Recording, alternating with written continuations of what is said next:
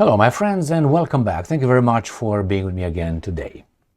It's very interesting that some people are still promoting this narrative that the Russians don't want to talk peace at all and they want a full capitulation of Ukraine. Yes, half of that is true.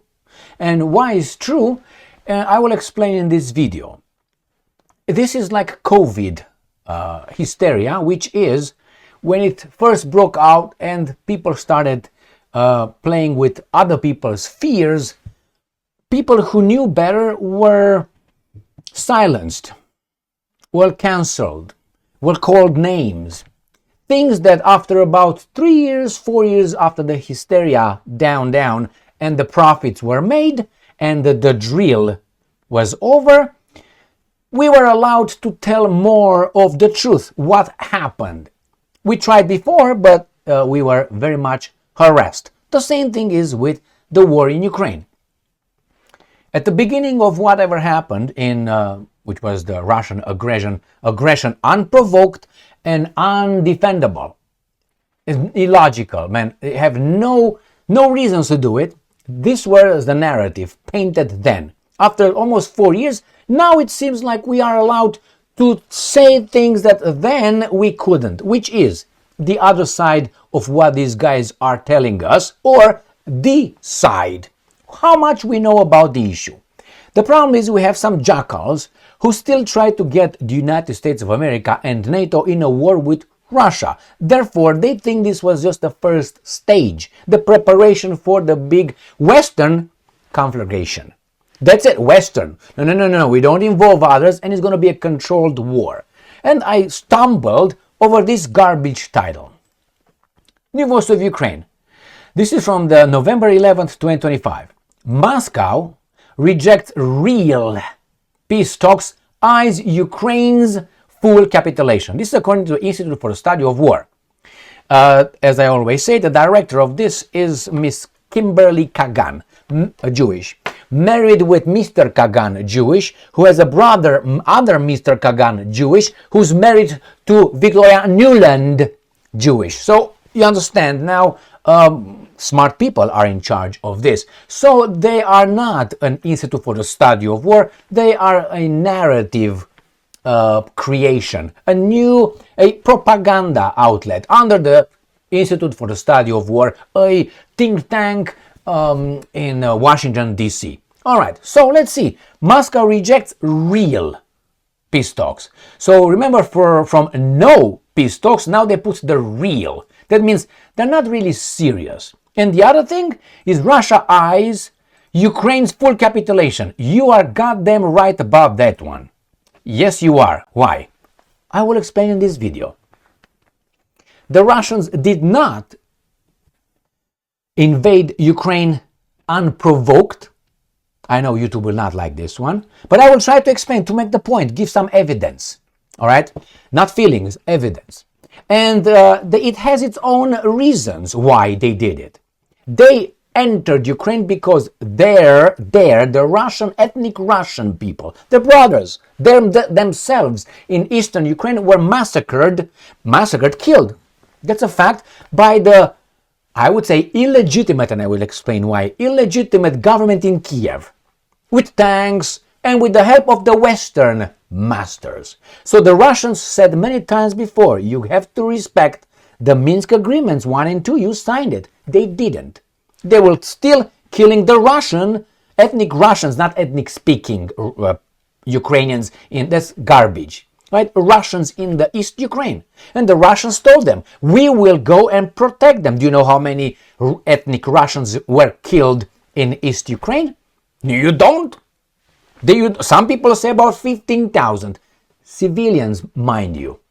Is that a genocide?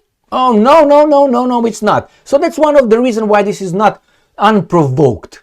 The other one is the expansion of NATO in Ukraine, eventually with Ukraine becoming a NATO member state.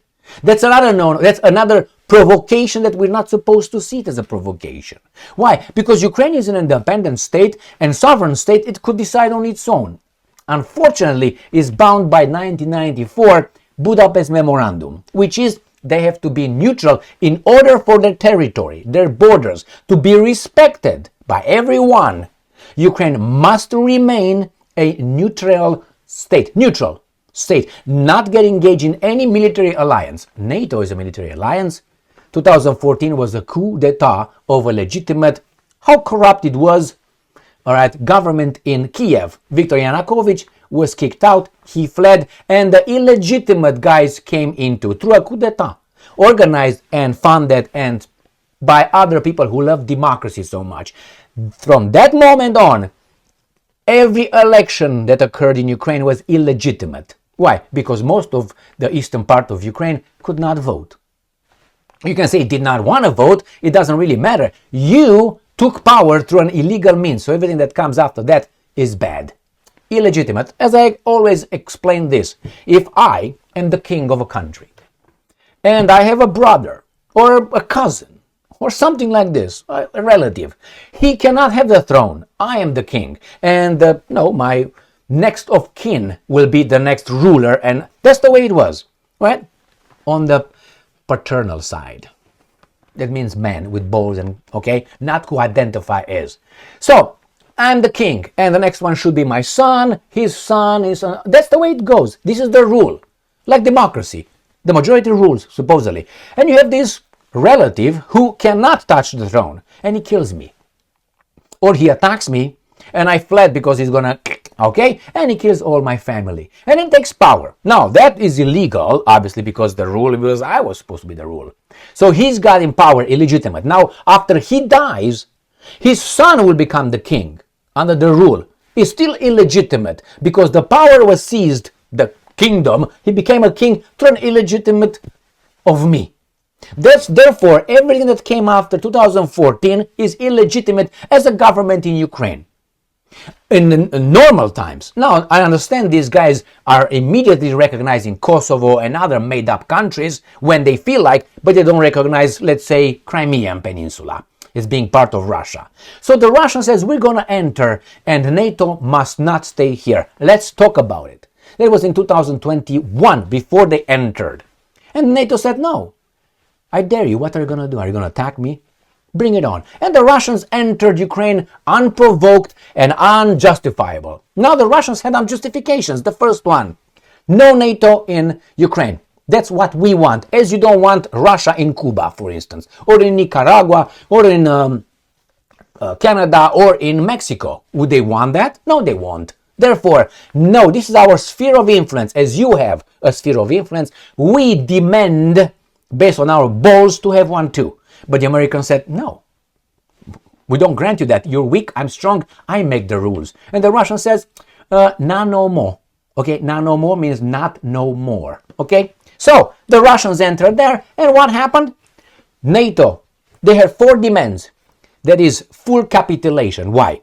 The Russians were staying and playing nothing, just watching tennis, drinking their tea, and the guys were advancing with NATO towards their border. It was not Russia, it was those guys.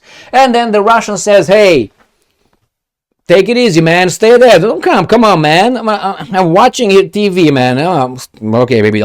And the Russians had to get off their warm bed where they have Natasha in bed, all right? And they were playing a little bit because the imbeciles of NATO, outside of their little house on the prairie, right, of Russia, they were making garbage next door. The Russians from the bed told them, back off.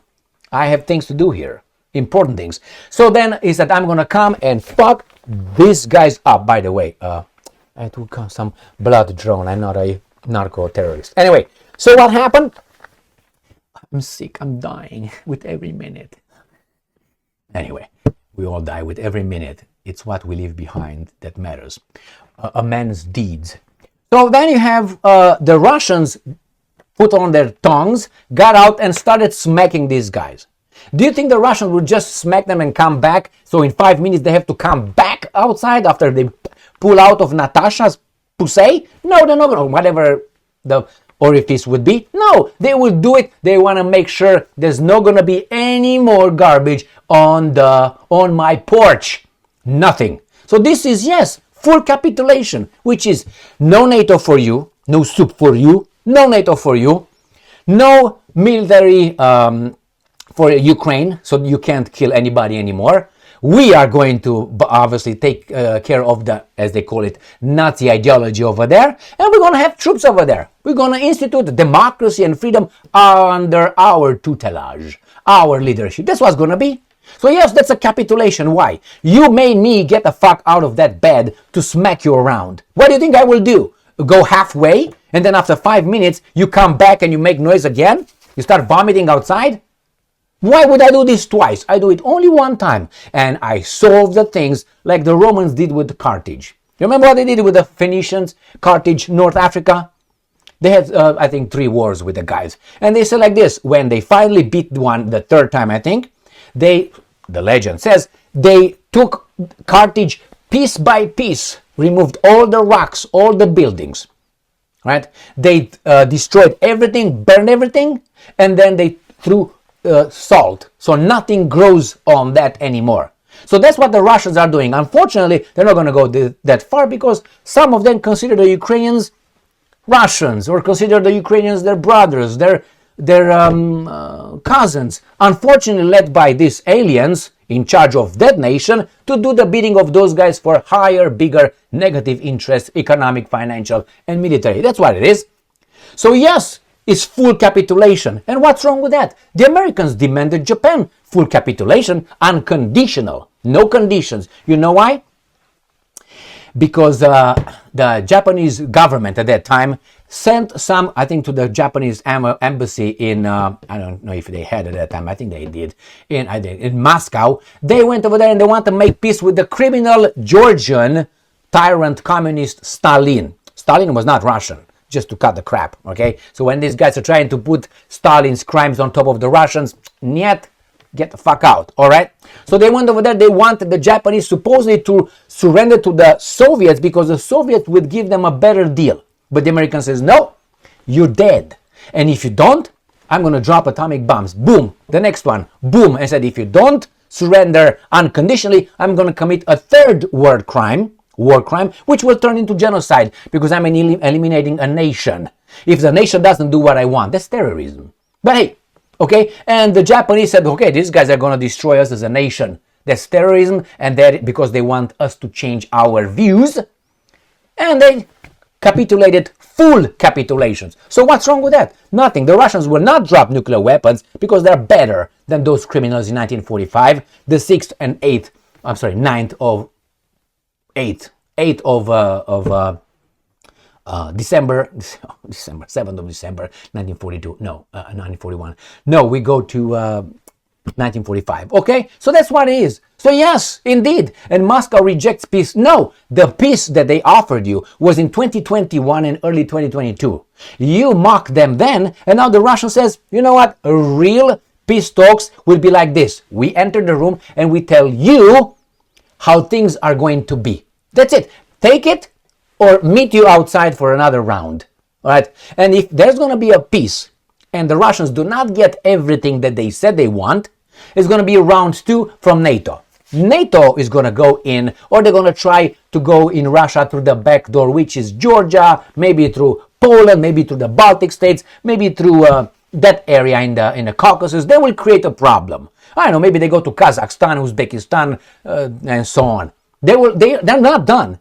They are not done. Why? They can't survive without the Russian resources, and not only. Russia has another club. Russia is dangerous, has nuclear warheads, has a civilization, has traditions opposite to what these guys are pushing in our Western free world. You know, pink hair, no bows, and so on. So this, my friends, full capitulation. I got out of the bed to smack you. I smack you once in Ukraine and for all in Ukraine.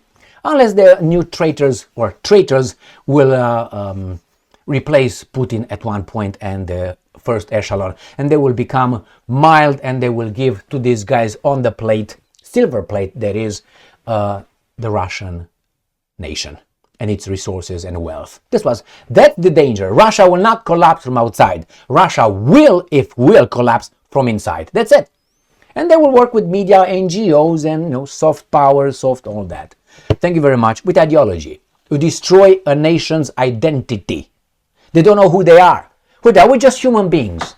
No, we're not human. We're Russians. That's it. And you are German. That's it. Nice to meet you. Nice. You do your own thing. You eat your own shit. I eat my own shit. I fuck in a certain way. You fuck in a different way. The same here. It's fine. We're not enemies. But no, you try to impose something on me. Your garbage. No, we have a problem right there. Thank you very much for being with me again today. Stay strong, stay smart, look for the truth, and be just.